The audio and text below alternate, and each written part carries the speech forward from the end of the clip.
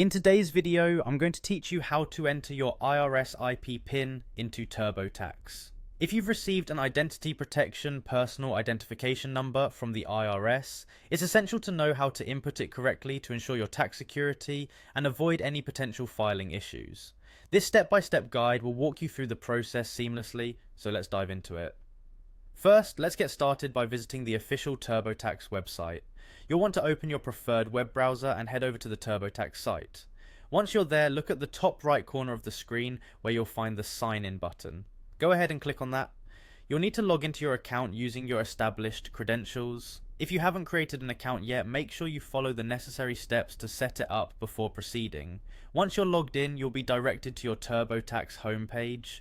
Here, you'll see a prominent button or tab for the current tax year, which is labeled something like 2024 taxes, or similar depending on when you're filing. Click on that to begin working on your current tax return. Now, direct your attention to the left side of your screen where you'll see a menu.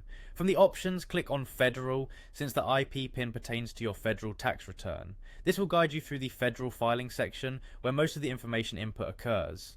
Continuing within this section, navigate to the Other Tax Situations tab.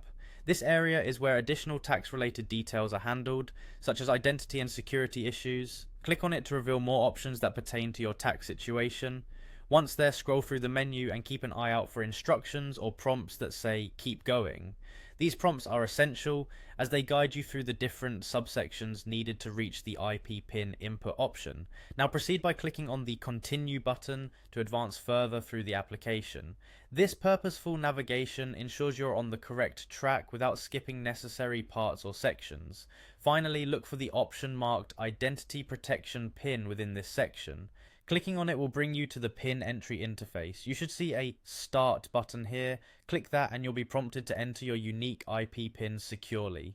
Make sure you accurately type in the 6-digit number exactly as it appears from the IRS to avoid any mismatches. And there you have it, folks. By following these steps, you've successfully entered your IRS IP PIN into TurboTax, ensuring your return is securely filed. Thanks for watching, and if this video helped you, be sure to like and subscribe for more useful tax tips and tutorials.